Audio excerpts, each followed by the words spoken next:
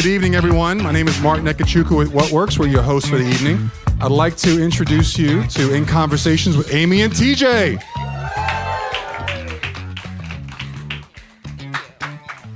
Thank you. Hello, everyone. Wow, there's a bright light on me. I haven't been under lights like these in, well, a year and a half. Should be familiar, but somehow it's not. We are taping a podcast tonight, and usually when we tape a podcast, we're in a small room, a little studio with just 2 people in the room, and we love them, 2 producers of ours. I think one of them's floating around here tonight, but as wonderful as they are to us, for what we need to do and want to do tonight, we felt we needed a little more support and love than just 2 people could give us. And that's why you all are here. So thank you. Thank you for coming out. And I have to say, thank you. It's not just the lights. I mean, we're nervous. We've been doing this podcast, as we mentioned, in this small room, and it feels safe and small, like no one's listening. But we haven't been in front of a group of people. We've been hermits. We've been in hiding in a lot of ways for a long time. So I haven't seen you this nervous ever. Well, because I fully expect that somebody in the back of this room is going to be throwing tomatoes at us. And I say that somewhat jokingly, but we have been in the business for 25 plus years. We've spoken in front of crowds before, on TV before, on all this. And this is probably one of the smaller audiences we've had in front of us live. So we shouldn't be nervous. But for whatever reason, we are scared shitless tonight. And it's the truth. And I hope you all just bear with us a little bit. But this is a big deal for us to be in front of an audience again, because it hasn't happened in almost a year and a half. That's right. And we want to thank all of you for coming out. And we also want to point out that because this is such a big deal and this is kind of our coming out in a way, we just in public again, once again, we wanted our parents here with us tonight. We couldn't have imagined doing this without them. And so they have been our biggest supporters always throughout our entire lives, but especially during this past year and a half. So we thought it was a given that they would be here, but sadly, they are not. And it's not because they didn't want to be here. There was actually just a bizarre turn of events with both of our parents.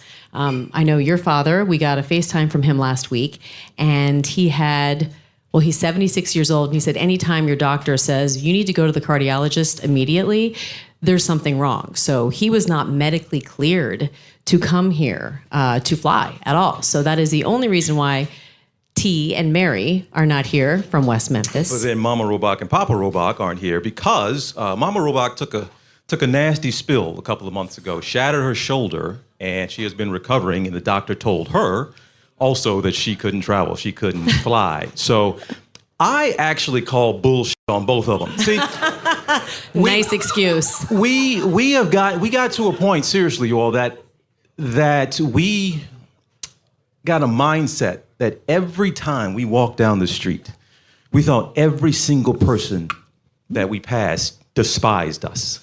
We actually thought every single person hated us. Now, intellectually, we know, most people don't know who we are, don't give a damn who we are.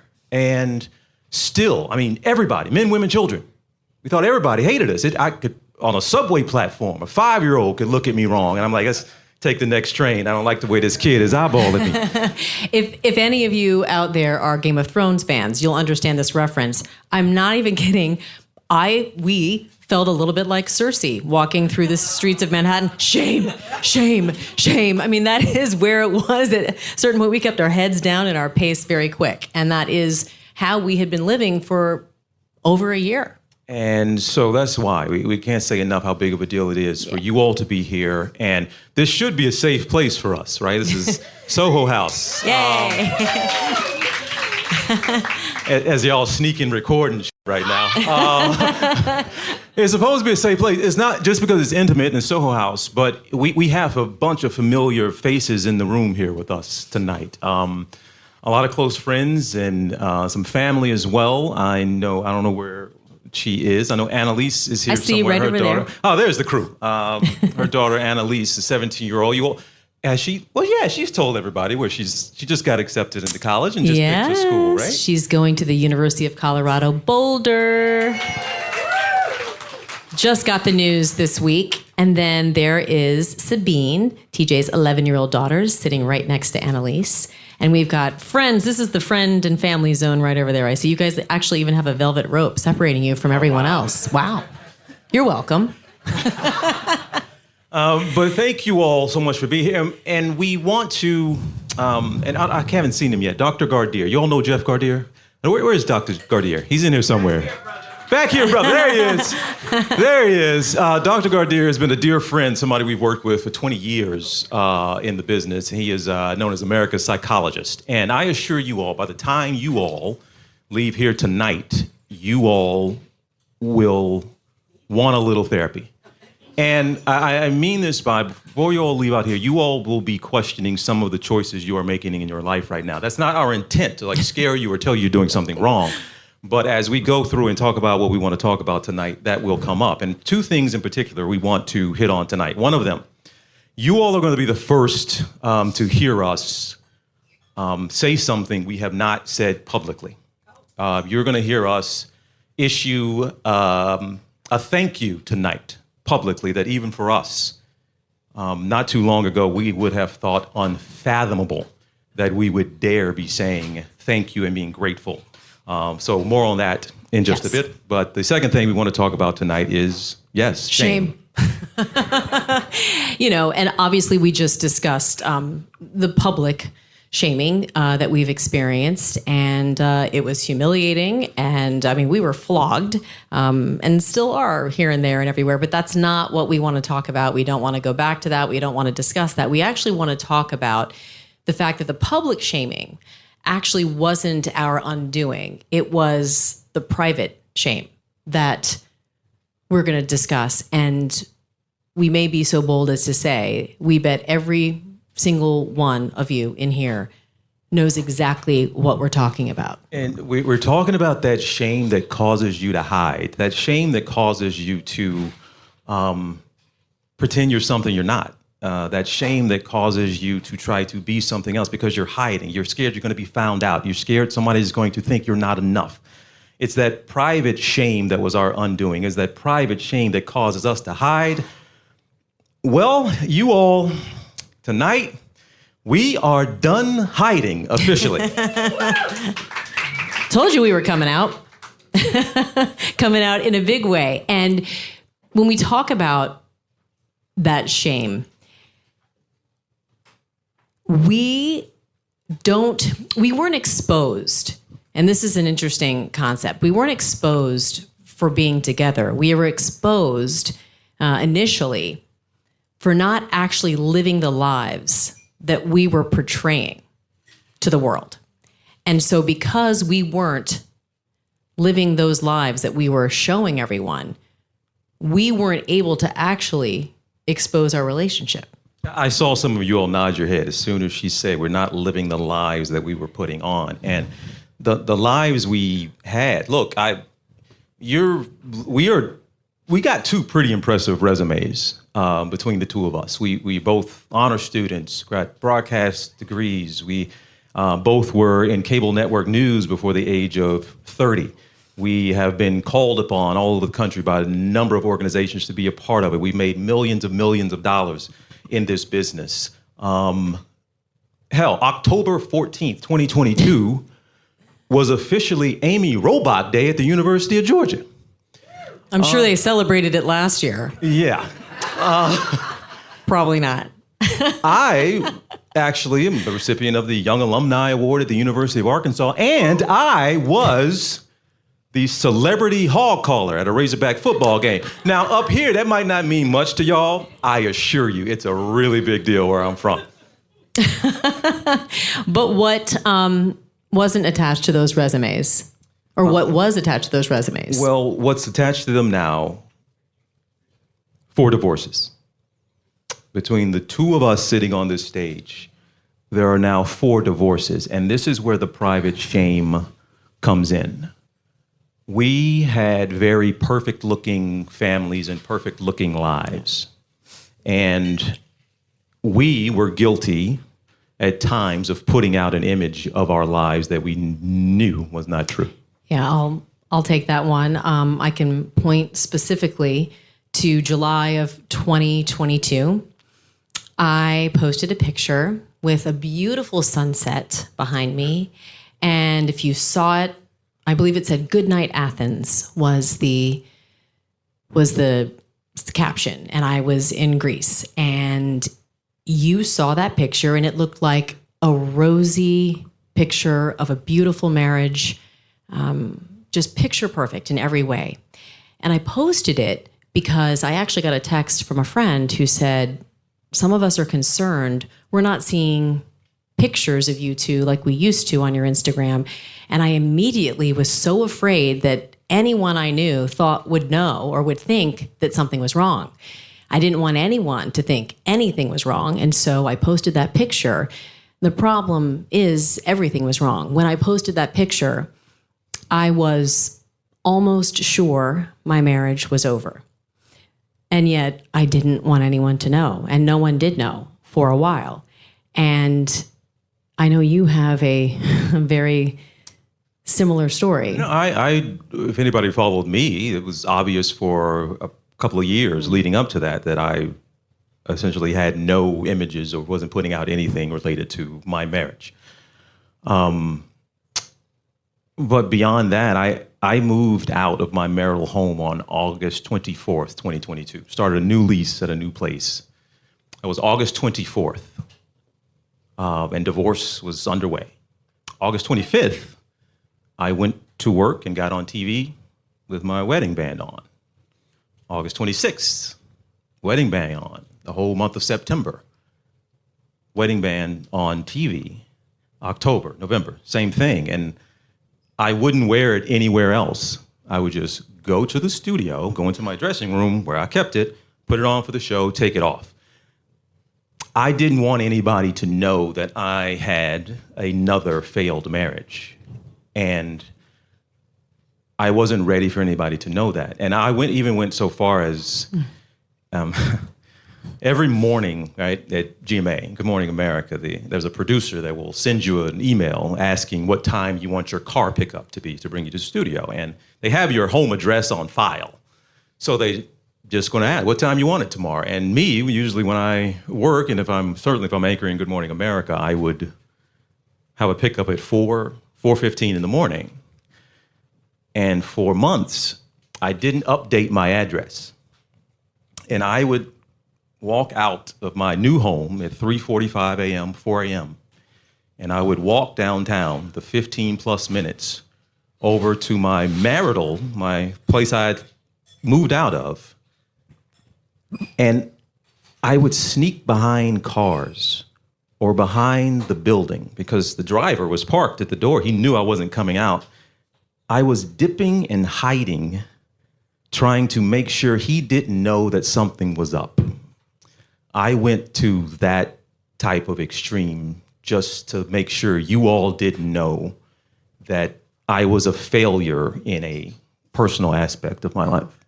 Yeah. And I think when you look at Instagram, everyone does look super happy. And I was 100% guilty of that as well. And I mentioned that one photo I took, which I still feel guilty about, but I looked back and just saw what I was posting versus what I was living. And it couldn't have been more different. But the truth is, and I think this is where I believe there's a lot of commonality with all of us, I wanted my life to actually be what it looked like on Instagram so badly.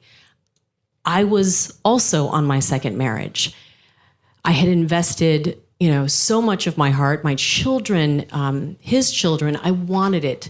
I needed it to be what it looked like. I needed it to be what it seemed. And mostly for my children, I wanted there to be this picture perfect family that they could trust and count on, especially because this wasn't even their father or their biological brother. So I'd already had upheaval once. I didn't want to do it again.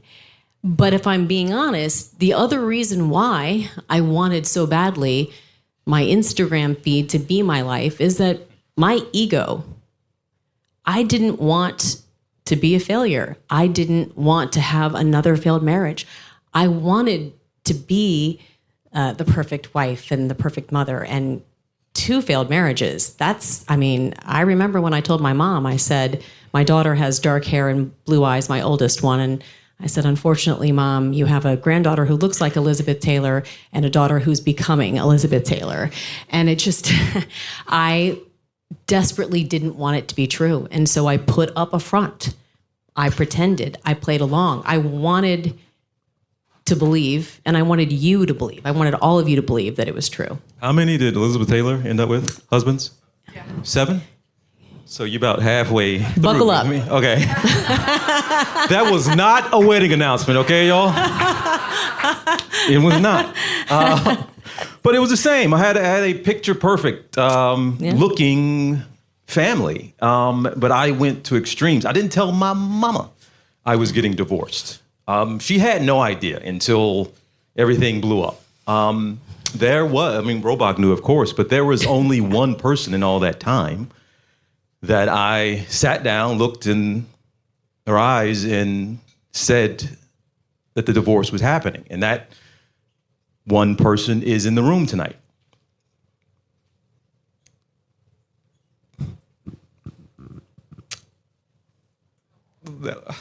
Sabine, obviously. This is the divorce itself, our divorces, those were the painful moments. We were struggling through that privately in so many ways. And so we weren't ready to publicly talk about that. Anyone who's been through a failed relationship, and especially a failed marriage, knows when children are involved, it is a completely different ballgame. And so, yes, part of it is ego, of course, wanting to keep it private, but so much of it is also protecting your children and not wanting them to be exposed to the publicity that ensues.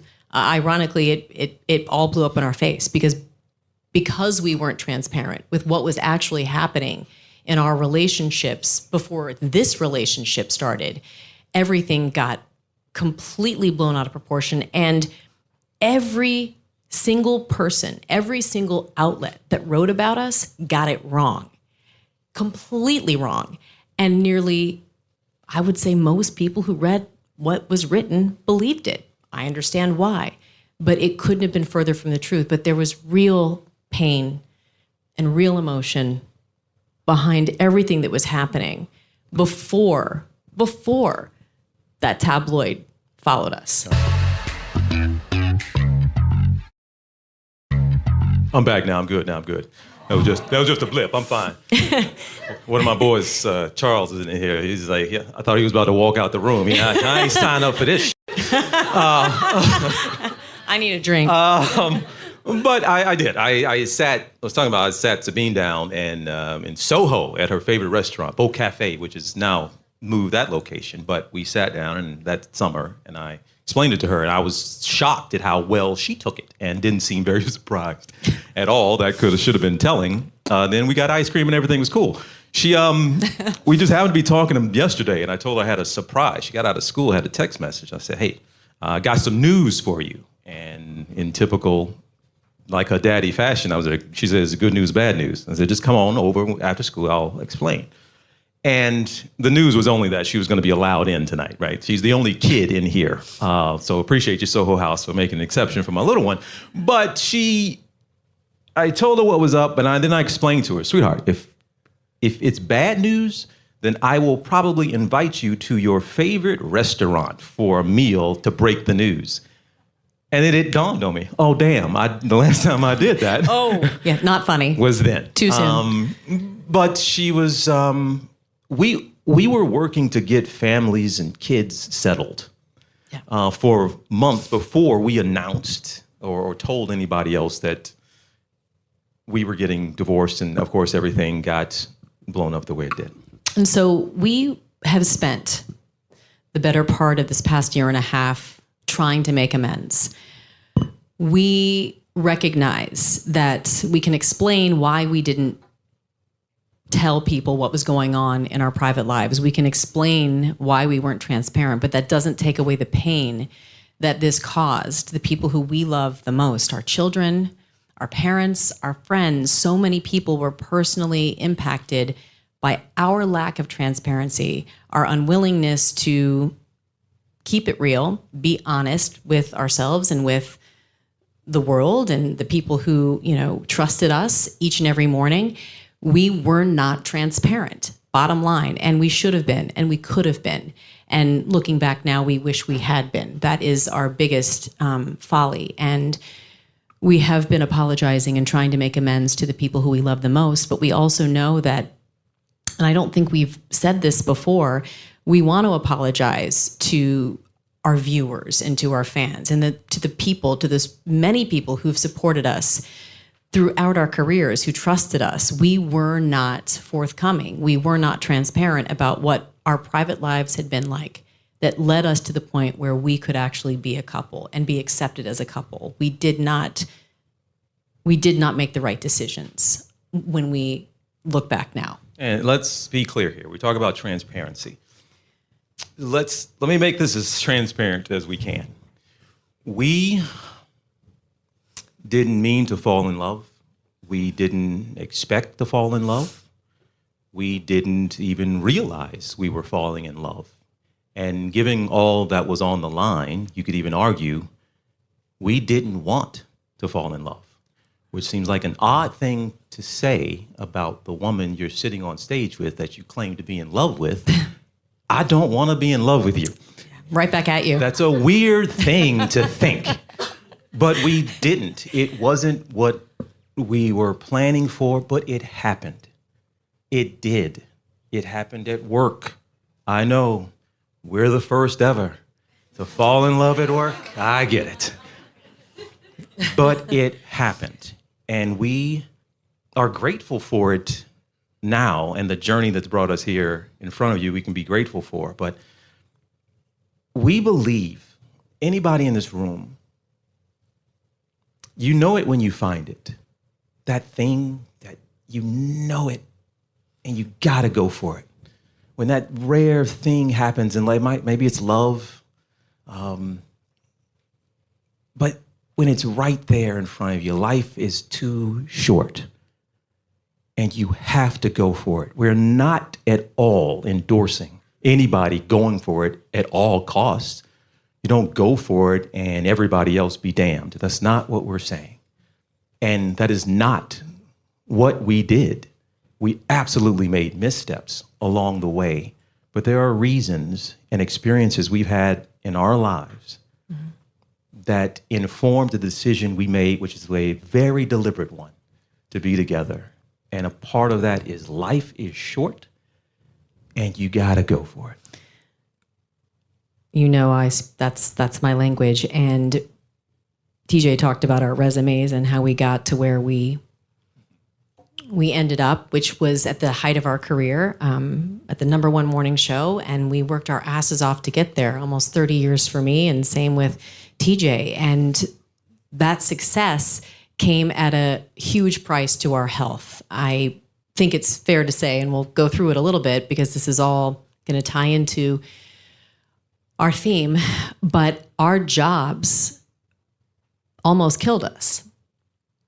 I had heart surgery that I don't really talk about in 2011. It was a 4-hour heart surgery. I had a dangerous arrhythmia, and my cardiologist, they can't tell you how or why, but clearly stress most likely contributed to that condition. And 2 years later, I was diagnosed with breast cancer. And to have heart surgery and breast cancer 2 years apart, working 90-hour weeks with the pressure of network news, I don't think that's a coincidence. You have a story as well. Look, my doctor found an abnormality in my heart, I should say, and it alarmed him to the point that it alarmed me. Right? You don't ever want to be at the doctor's office and he looks at your chart and goes, "What the right? You don't want that." But he was shocked. He's like, "This hasn't been found before. You're 38 years old, and somebody should have caught this at some point in your life. So he was concerned. Send me to a cardiologist at the age of 38. Now, I don't know if you all been to a cardiologist's office before, but the waiting room is full of people 75 and older. And I'm sitting in there at 38, and they were like, "Oh no, sweetheart, you go first. If you in here, you must be in trouble." I was 38 too. Wow, that's something we did not want to have in common. And the other thing, this doctor diagnosed me in 2015 with moderately severe depression.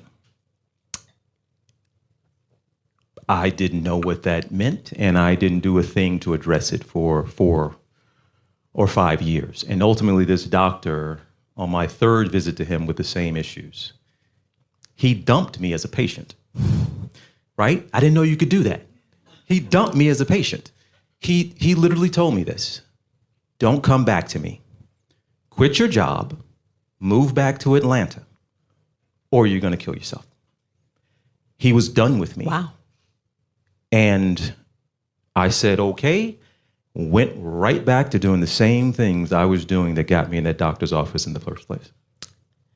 So if network news and this business itself almost killed us, I would argue that ABC News saved my life twice. If it hadn't been for Good Morning America and ABC News in 2013, I would not have found my breast cancer. I'm sure a lot of people know my story. I won't belabor it, but long story short, I was asked to do an on-air mammogram at the age of 40, perfectly healthy and fit, no family history. I was like, fine. It ended up revealing that I had stage 2 invasive breast cancer. The cancer had already spread to my lymph nodes. I ended up with a double mastectomy, 6 months of chemotherapy, 4 surgeries. And the truth is, I would not have had that mammogram. At the time, it was recommended that I could wait till I was 50. So can you imagine if I had waited 10 years to have that mammogram? I don't think I'd be sitting on this stage right now. And I think it's very fair to say that that work assignment that ABC News gave me saved my life. And I would also say that in 2020, ABC News saved my life, because it was the summer of 2020 when I got the call from my executive producer for GMA3, the third hour of Good Morning America. And she asked me what I thought about bringing on T.J. Holmes as my co-host. And I was ecstatic. That day led me to being on the stage right here with all of you, with the love of my life, and gave me a second chance at life. I got the call not long after she did, asking me to join GMA3. And I'll have you tell, because I got off the phone and immediately called you, and you were surprised by my tone and my reaction at the time. Well, it speaks to your level of grace and humility and just who you are as a person. I thought, look, we had been good friends, really good friends for 6 years and loved working together. But we never expected this to happen. We never expected ABC News to put us together. And so I was jumping for joy. I thought, oh my God, I get to work with my favorite person at ABC News, one of my great friends. This is amazing. And he was like, I don't know if I want to do this. I don't know if this is good. I don't know if we should do this. I was like, why are you like, what? Where's the hesitancy? And he didn't want, I had started the show during the pandemic and it had done gangbusters, but they wanted to elevate it to the next level beyond and outside of just pandemic conversations and really make it into a show. So I was excited to bring on this amazing person who I knew was going to bring the personality and the fun and the smarts and all of the things he brings to the table to just truly elevate the show. He was concerned that somehow I would feel like he was taking over or stepping on my toes, or it was my show and he was coming in and, taking some of my thunder. But see, that's the cool thing about working with you. This is a cutthroat business, and we've been in it for a long time. And I have never worked with anyone side by side who I felt more trust with, because typically everyone's in it for themselves. They want to get a leg up. They want to showboat. They want to be the one. They want the spotlight on them. The two of us made each other better.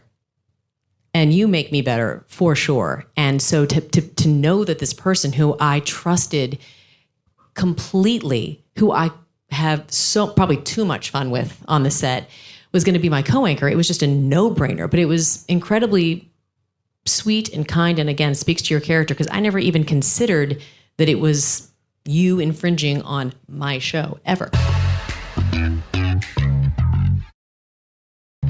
That show, when I joined in 2020, the fall of 2020, those were probably the darkest days of my adult life. And she pulled me out of it. I think darkest days, I talked about being diagnosed with moderately severe depression. But she saw, and I talked to her, and I didn't have to talk to her every day. Sometimes she just saw it. But thoughts of suicide, the abuse of alcohol, I didn't realize how bad off I was. And it's pretty bad that I can tell you it's about a 5.2 mile walk from my home downtown to the ABC office on 66th Street on the Upper West Side, because I would walk back and forth in the middle of the night because I didn't want to go home. And I would just walk the streets. I can tell you there's a bench on 14th Street just west of Union Square where I have actually slept at night. I was the best dressed homeless man you have ever seen in your life. With the home. Yes. But those were awful, awful days for me. And I was going in every day with this one, and she is seeing me deteriorate. She's seeing me not get help. She's seeing me the way nobody else was. And it became an issue where I would leave home to go to the studio. But what it really felt like is I was leaving home and going home, which was Amy Robach, who introduced me to authors. She got me obviously running, which helped with depression. She wouldn't let me slide on anything. And I credit her as, this is not dramatic. I credit her for literally helping save my life. You saved your life. You did. And we became best friends. Like I said, we were good friends, but once we started co-anchoring that show together, and it was amazing to watch you transform to be the best version of yourself. And I knew your heart, and I knew your beautiful mind, and I knew you were struggling. And sometimes you just need a friend. Sometimes you just need one person to believe in you. And you know? Folks, this is... There were times we go to work. It's 5. Sometimes we're doing GMA. We'd be in the office at 5 a.m. And we are literally side by side until 11 a.m. when we leave the studio. We'd leave the studio, go for a run on the West Side Highway, a training run, and then stop at Drift Inn on the West Side Highway and have a beer after the run. From 5 a.m. to sometimes 1, 2, 3. We are right next to each other. And this was happening day after day after day. And so my good friend became my best friend, and then became everything. And we knew we had something special as friends. And apparently, ABC knew it too. They saw the chemistry. Yeah. ABC was our eHarmony. We didn't go in and beg, please let us do this show together. Her agents and reps, and they weren't calling saying, you got to get these guys on the show. It came randomly, completely out of nowhere that we got those calls. They made the decision on their own. They saw something, and they put us together. And I think after they put us together, things then really ramped up in December of 2021. Another change because one of our colleagues decided to go to space. And this really it really kicked our careers at ABC and our partnership into high gear. And we're talking about Strahan, of course. Yeah, Michael Strahan. Please explain how this Cuz Lightyear going to space plays into this story. Well, we would probably. I was sent down to Texas to be on the ground when he was going up, and we love Stray. We go way back. He's one of our favorite people on the planet. He's just as kind and sweet and amazing as he seems on television. Maybe even more so in person. Even more so. So I was down there and I was waiting, and the launch got delayed for weather. And so, because I think it was set for a Thursday? Yes, December 9th. It was supposed to go. This is a big deal. So all the big GMA folks were going to be handling the special report, and I was going to be the reporter on the ground. Well, it got delayed, and so it ended up being on a Saturday. Well, a lot of those folks don't really like to work weekends. So they decided to put the B team in charge. And so instead of just being a correspondent, TJ went from New York, I came from Texas, and we co-hosted the special report, which is a really big deal in network news to be able to break into programming and do the special report. And especially with one of our favorite people going into space, we were personally invested. So we didn't do your typical, dun dun dun dun dun special report. We were just emotional, and we were just being us. We were being Don't go Stray. No. I was like, oh my god, what's happening? Like, I was acting like a crazy friend who was worried about her friend flying into space, not this network correspondent. And Yo, she said this on the air. After it was up and it was supposed to be coming back down, she was looking at the wrong thing that was coming down. She thought it was Stray's little capsule. I got nervous. And she said this on the air. They're coming in hot. I mean, it was like I was on my couch watching versus I forgot I had a microphone on and I was actually supposed to be telling everyone it was all good and it was okay, but I was freaking out. But it ended up being a really beautiful, emotional moment that I think was different than anything else. And a light bulb went off in a lot of the executives' heads when they saw this is special, this is cool. So they started to send us all over the place, all over the world together, all over the country. And we started going on assignments and big assignments, fun assignments, from the Oscars to the Queen's Jubilee. They started to realize that we were actually entertaining and informing at the same time, and had a lot of fun. And hopefully, if any of you all watched any of those events, had some fun with us watching. So we are now, again, I gave you the schedule that we had, spending all this time together anchoring the show, and now they're sending us everywhere together, time after time, with this London, Orlando, New Orleans, Houston, Phoenix, the Oscars. We were LA. everywhere, now spending all this time together in our personal lives that we mentioned, that shame, right? That private shame, not letting anybody know, letting anybody in to what was happening. But we were right next to each other going through all of that in those times together. And we don't know, because we get asked all the time, when did things start to shift from friendship to knowing you had something more?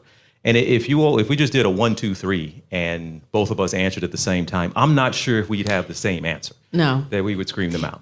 I don't know how to describe it other than, because we had been now at this point friends for 8 years, and just friends.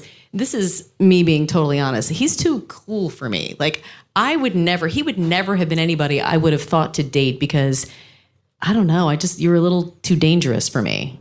I don't know. Wow. We will edit that out of the podcast. I actually felt safe being his best gal pal, because it just never felt like anything. I really considered him. I used to say you were like my brother. Yeah. And that's exactly, so it was gross, weird. Right? It's gross. And then it's weird when all of a sudden you feel like suddenly a look lingers, or you start to feel something change. You're like, this is strange. This is weird. And so you deny it and you don't talk about it at all. And you don't even acknowledge it to yourself.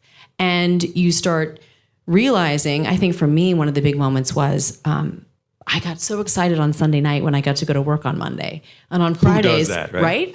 I didn't have the Sunday scaries. I had the Sunday excitement. I was so excited. And then Friday, we'd be like, oh, bye, And so you start to like, that's not normal. And so eventually you start to realize that you're feeling something, but truly do not even admit it to yourself versus the other person. But slowly, it kind of became undeniable. And I can say this much. TJ told me that he loved me before we ever even I ever touched your hand. I mean, we never held hands. There was nothing physical. And I never in my life could have imagined feeling that kind of love for someone where it never started out as lust. And it actually wasn't even lust. It was just this deep foundation of friendship, love, respect. We had been in the trenches together on television in a very high stress situation in a network newsroom.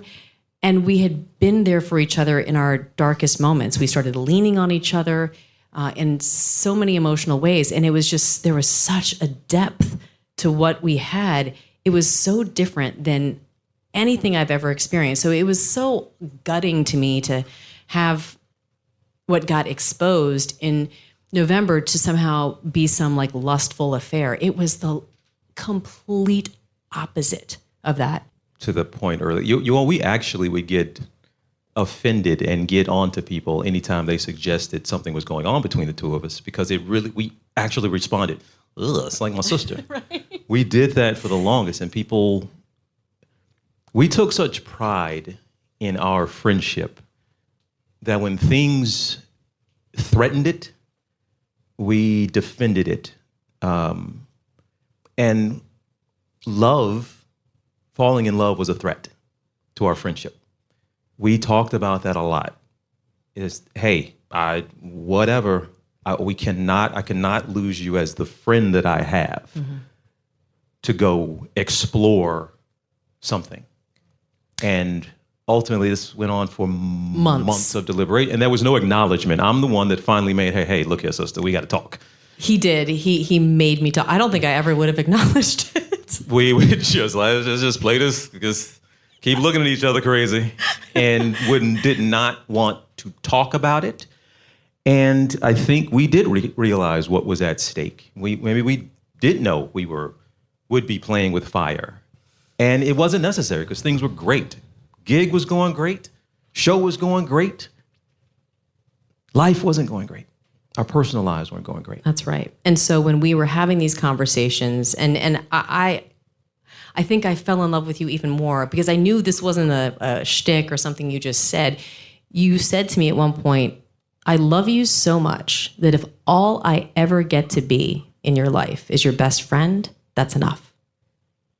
And I knew you meant it. And I got to a point where my cancer journey played a huge role in my decision. And this was a deliberate, thoughtful moment for me. I asked myself, if your cancer came back and you knew you had 1 year to live, how would you spend it? And it wasn't even close. I would spend it with TJ.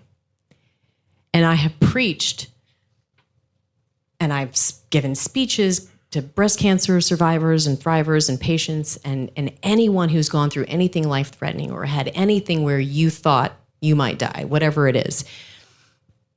You learn that tomorrow is not guaranteed. All you have is today.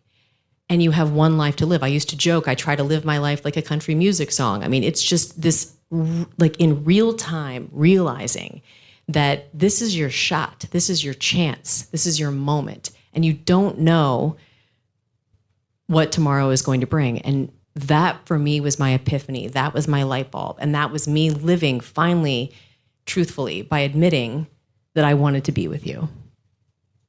That was my moment.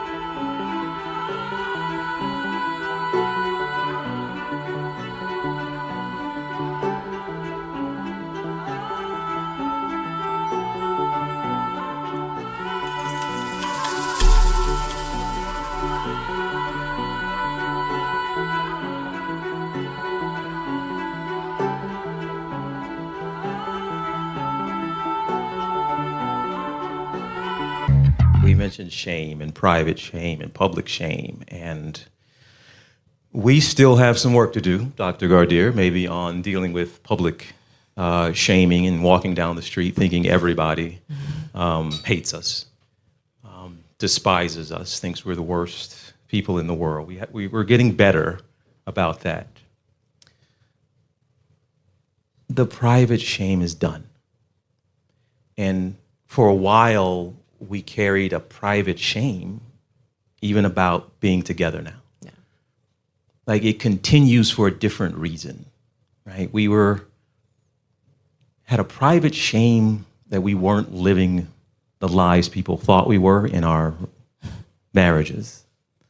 And now we carried it over again to not being transparent fully about us because we're worried, they don't really like us, they're not going to support us, they don't like to see us together. That stops, you all. I am in love with this woman, and we are planning a life together. And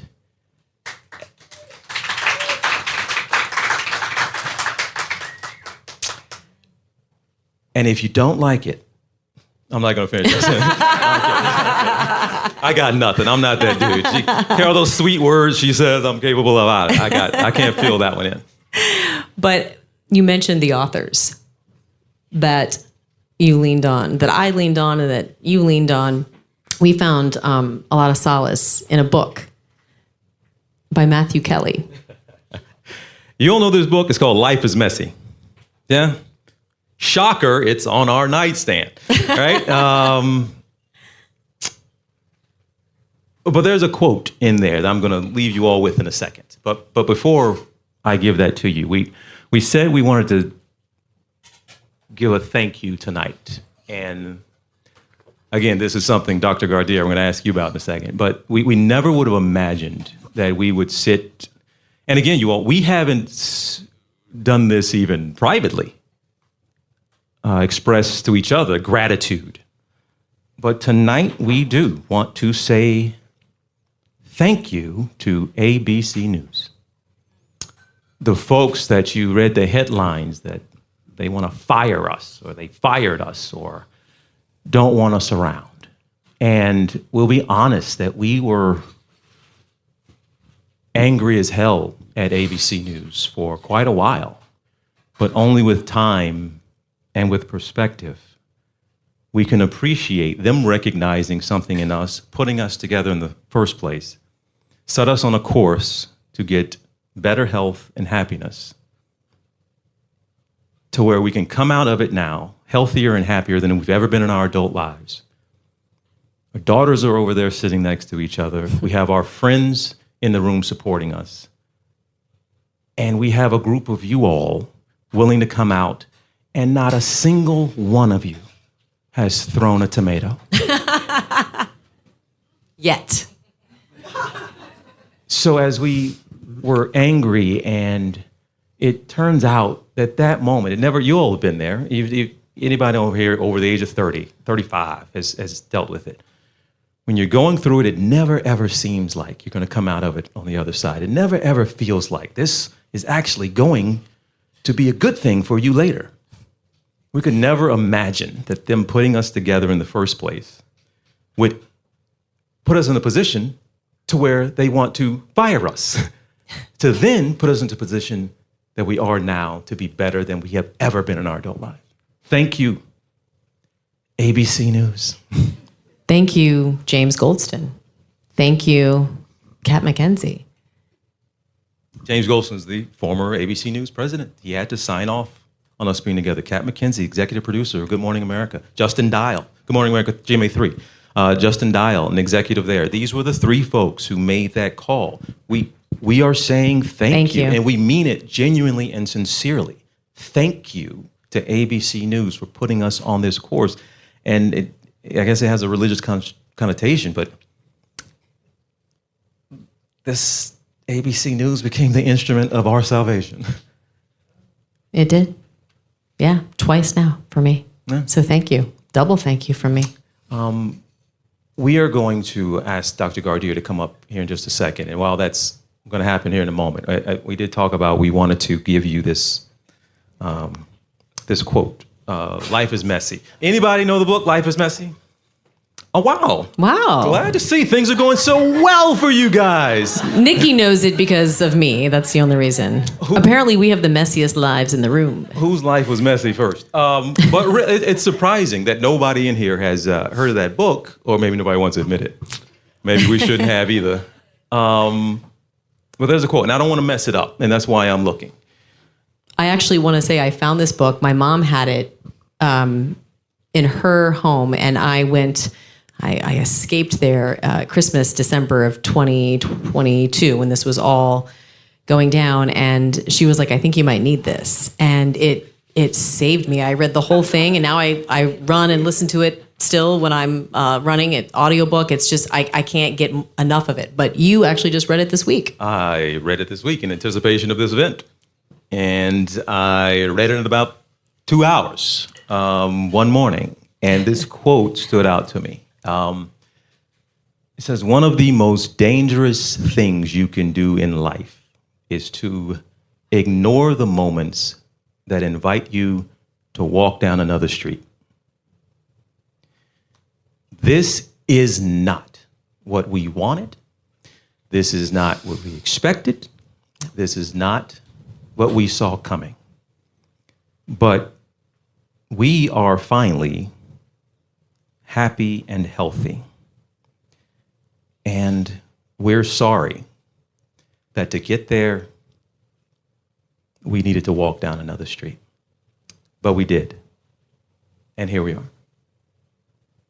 Without shame now. Without shame.